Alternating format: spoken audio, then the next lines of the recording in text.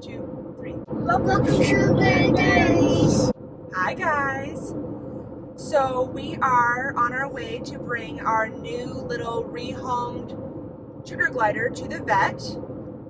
These guys are going to stay with my friend Noelle that's in the town where we're going, because I live in a small town, so we have to travel a little ways to get to the vet.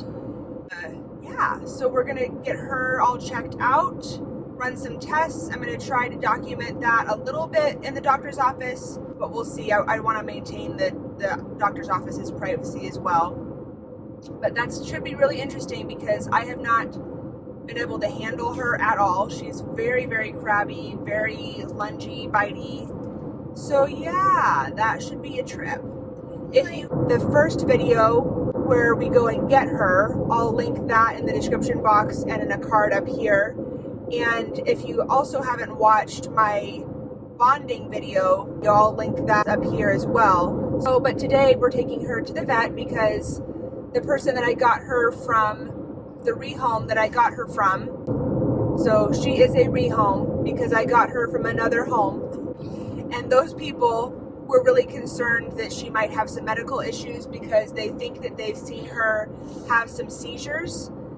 They had her for about 6 weeks. By the time about 5.5 weeks. By the time I got her, they got her from the breeder, and they had her for about 5.5 weeks before I came and got her. And in that time, they thought they saw her have like 3 or 4 seizures. Oh, that's good lighting. Whatever. They thought they saw her have like 3 or 4 seizures. So we're gonna get that checked out today. Sorry about the lighting, that's terrible. I might try this again in a minute. Hold on. Okay, that's better. So there are quite a few medical explanations for seizures, and I will put a list that I found, or my friend found for me online, up here, so you can take a peek at that. But basically what we need to do is rule out all of these issues to figure out what is really going on with her. We also need to rule out parasites, because if I'm going to introduce her to my colony, parasites are a #1 thing that need to be ruled out. So anything that's contagious. Oh, skunk. Ugh. Yeah. Yuck. So we need to rule out anything that could be contagious that my gliders could catch, my colony of 3. So right now she's in a completely separate cage, completely separate room, completely separate bedding, completely separate everything. I change my clothes if I'm going to handle her. I wash my hands between going back and forth to the cages. There's an isolation protocol that she's on right now. So we need to get that figured out. So we'll do her fecal test today, and then in another 30 days we'll do another fecal test just to confirm that she is still parasite free before I try to introduce them. So yeah, I'll keep you posted. Hey, we're here. I'm just a little early to my vet appointment, so I thought I would talk with you guys for a minute. One thing I'm keeping in mind as far as like bonding and stuff like that goes with her is she's had quite a few negative interactions with being in this bonding pouch and driving in the car, because basically the only 2 times that she's been in it with me have been on our long trip home, which obviously I'm sure she seemed pretty calm, but she's probably nervous. And then also on, sorry, there's somebody, I'm trying to like not be a weirdo talking to myself with people right in front of me. And then obviously this visit will not be a super awesome visit.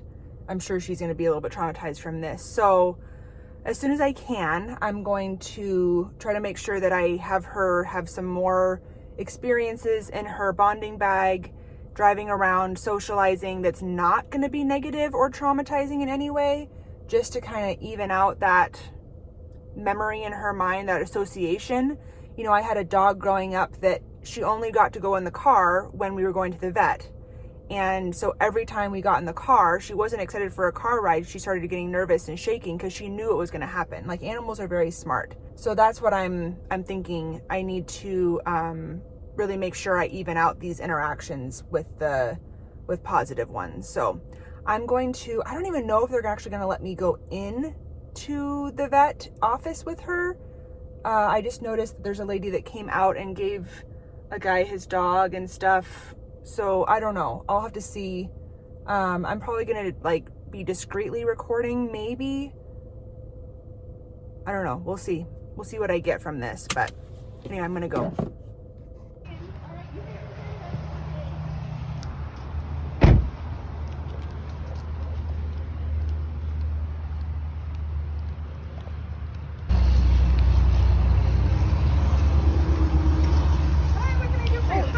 Checking in. I have a 9:30 appointment. Okay, perfect. And you're right here? Yes, okay. In the white Equinox. Okay, I'll let them know you're Okay. here. Give us just a few minutes. Okay, thank you. Okay, I don't know if I'm gonna get to go in. So we'll see how this goes. Okay, I think what they're doing is just eliminating the waiting room. So I think I will get to go in for the actual appointment. They're just eliminating people waiting in the waiting room. So yeah. My baby. Okay, well that took me by surprise. Apparently I don't get to go back. She stood at my car and basically I asked her all the tests that I wanted to run. She asked me all the questions she had, and then she explained what she was going to be doing with her, but then she took her, and I mean, really, she's not bonded to me, so I don't think I really would be any help. And in some ways, I'm hoping that maybe now she won't associate me with whatever they're going to do to her in there. But let me see if I can go over the highlights of our conversation. So I explained the situation. I explained the symptoms that the previous owner saw with the potential seizures. The previous owner was also suspicious of hind leg paralysis, the beginning stages of hind leg paralysis. I have not seen any indication of that with her. I did let the vet know that though. So we discussed that. We discussed where she got the glider from, what diet she's on, how long the person I got her from had the glider. I explained that I would like to try to go, and the doctor was on the same page with me, to the least amount of invasive, like no sedation, unless we absolutely need to. So she's going to run a fecal float and smear. She's going to try to check for Giardia she said that it's not super accurate through a canine test kit, but she's going to try to pinpoint it and look for it on the fecal sample. She's going to check for dehydration. She's going to just give her kind of an overall exam. Good luck to them. I told her I said she's pretty ferocious. She's going to be a handful for them, but that's okay. It needs to happen. Oh, if they give her a urine sample, she's going to do that, but to actually extract a urine sample, they can't do a catheter on someone that small. So they would have to do a sedation and a needle into the bladder to get a urine sample. So I said, obviously I didn't want to do that. But if they give her a sample, but basically I said, like, when you get her out and handle her, she's probably going to poop and pee. So please just be ready to take those as your sample, because I don't have any other sample. Fingers crossed that she does those things. If she doesn't poop with them, I'm gonna have to basically hang out here, since I'm an hour away from home, hang out at my friend's house and try to get a fecal sample somehow. So I'm really hoping that she poops. So they're going to run all those tests, do a full exam, and then bring her back out to me while they actually process the tests and just let me know how that all went. And then we'll see where we go from here. I'm really trying to be thorough without going over the top, because in my mind, and I think the doctor agreed, running some uninvasive tests and ruling out all the things that could be would be the first step before we start talking about going more invasive. I told her that since I've had her, I have not witnessed any seizures. That doesn't mean that she hasn't had any though, because obviously I'm not watching her all night. So there's a possibility that she could be having them. I'm just not seeing them. Same with the previous owner. She hadn't seen them in a couple weeks before I got her. So no one's witnessed any in the last 3 weeks, but that doesn't mean that she's not having them.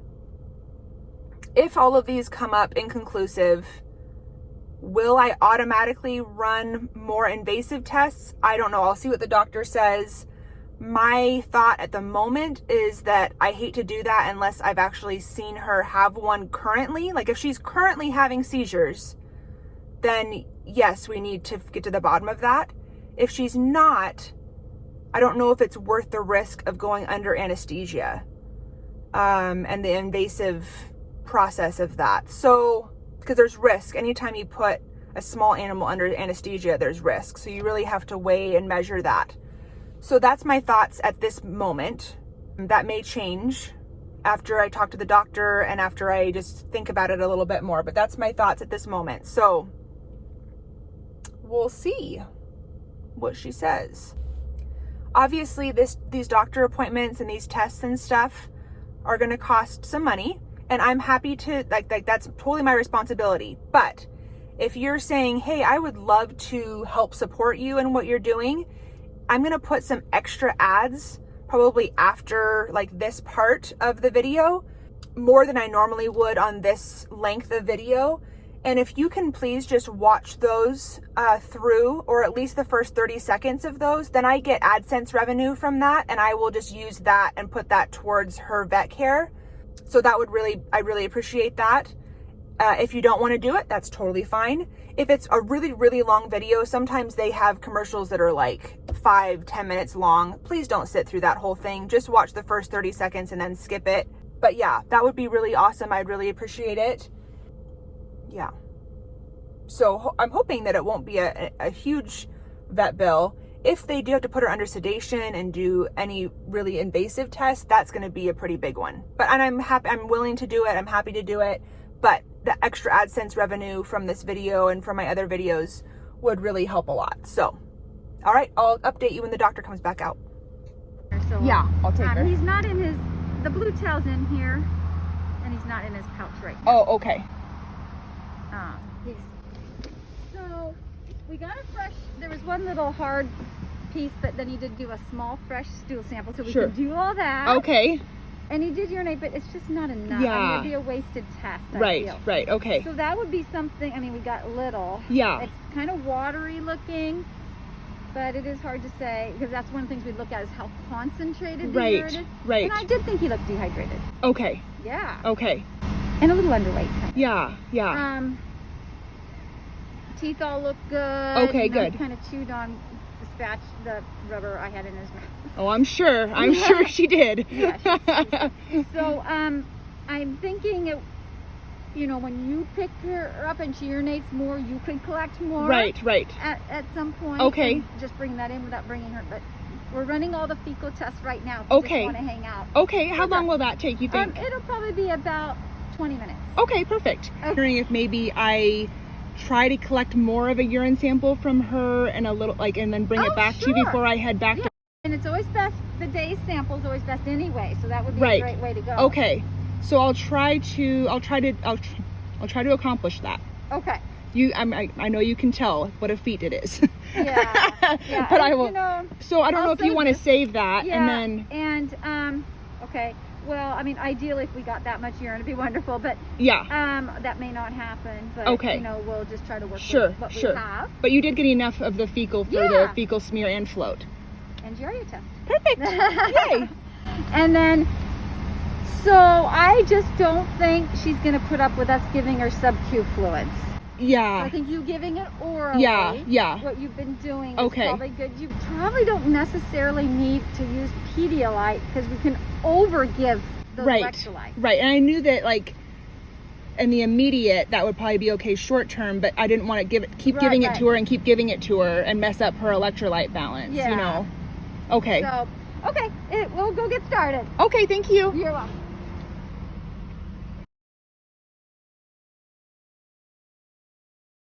All the tests came back negative for any parasites or Giardia, so that's really good. She wants me to try to get some more urine, so that'll be the next video. I mean, the next clip you'll see. That is going to be... That's going to be a challenge. I have not handled her since I got her because she is so freaked out. So we'll see how that goes. But I have they gave me a little syringe to collect the sample in. So I'm gonna head over to my friend's house. So basically the discussion that I had with her, I wish that it was recorded, but I was trying to be discreet about it and I ended up pressing the stop button when I thought I was pressing the start button. So anyway, basically she said that the only way to confirm dehydration is for it to do a blood test. And to do a blood test on a sugar glider, you have to put them under sedation. At this stage, she doesn't feel like that's warranted.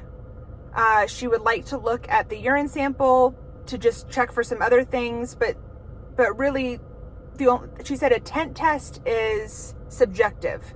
So she said you can do a tent test on like a cat and they might tent up a little bit, but they're actually not dehydrated. And she said that when they're a little bit underweight, their skin does tend to tent more than otherwise. Basically, her best guess is that she is a little dehydrated, but it's not to the point where she thinks she needs to sedate. But we talked about how she didn't feel like doing extensive testing, you know, where we sedate and take blood and all of that is really going to be justified if I haven't seen a seizure in the last 3 weeks. No one's seen a seizure in the last 3 weeks. She said, if you do see her having a seizure, then we need to revisit this, basically. So it sounds like the urine sample is the last test that we'll be doing today. Wish me luck. I knew I was forgetting something. So the other thing that we talked about was when I'm giving her this, you know, extra fluids, I'm gonna do some research and figure out if there's some way that I can get her extra fluids that she would be happy to drink without me actually having to force it. You know, she just hates that so much, you know, because we're doing more of a long-term treatment. Pedialyte in the short term, immediate is good, but long-term can mess up their electrolyte balance. So I won't be doing that anymore unless obviously the dehydration gets really severe and she's looking lethargic or something. She has not been acting lethargic at all. Here we go to get the urine sample. Okay, the other thing I forgot to mention that we talked about is, she suggested that I weigh her on a regular basis. So I will be doing that just to make sure she's not losing weight. And then I also asked her, you know, basically like if she is, the reason why we had that conversation about dehydration being subjective is that I asked her, you know, I said, isn't there some sort of cause for her dehydration then? And, you know, should we try to get to the root of that? And basically it was like yes and no. She can't definitively say that she is dehydrated without doing a blood test. So to say that she's dehydrated and there's a root cause, she's not quite sure that she can really make that argument because she's not 100% sure that she is dehydrated, if that makes sense. So like I said, that's why at this point, these are the only treatments that are justifiable and testing that's justifiable at this point. And then we'll just go from there. Okay, so I'm at my friend Noelle's house and our boys, they're having too much fun here. Our plan, because I haven't even handled her. So to try to get a urine sample from her, I could easily do that. Well, not easily, but I could do it with my 3 that are bonded to me, but I have never even handled her. So what we're gonna do is we're gonna pop her out of her, oh, thank you, Noelle. I'm used to having to film it myself. We're gonna pop her out of here into this little tub. I can't see what, there we go. Yeah, that's good. And we have a little dish with some apple juice mixed with water and some mealies. We're gonna pop her out, put the lid on, probably not like latch it, but just put it on lightly and then put a towel over it so that hopefully she'll be comfortable enough to drink some. And then that way, if she does give us a urine sample, it'll be in here and then I can take it up with a syringe. If she doesn't give us a urine sample, then we'll try putting her back in here after a little bit, after she's had a chance to process the juice and water, and then we'll cross our fingers for that. All right?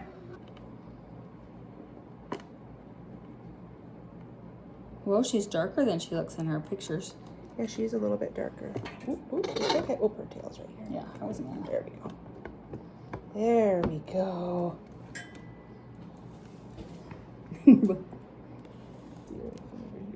Oh my god, she's cute. Her little face is Oh, just so stinking cute. I just want to hold her. I know, I just want to love you. I just want to love you. Yeah, she's drinking a little bit. Good girl. Oh my gosh, you are so cute. I just love your face. I like her tail too. It's cute. Yeah. It's a different ombre than the boys. Mm-hmm. Eating that meat. I love how they lick their fingers when they're done eating something.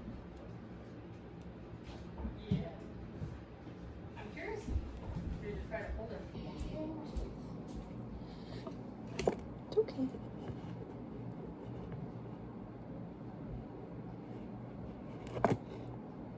Even if I just go like that, I bet she'll go. Whoa. Is she going? No. Here, I'm gonna take this dish out though, because she's gonna get like juice all over her pouch. There we go. Okay, now find your way in there. Oh, it's fine. That doesn't matter. So it just keeps it more. Good. I know. Here you go. Here you go. There we go. See, now look, a hug. Yeah. Here's a hug. Oh, Yeah. You have the cutest bags and pouches and stuff. You're fine. You go pee-pee. Go pee-pee.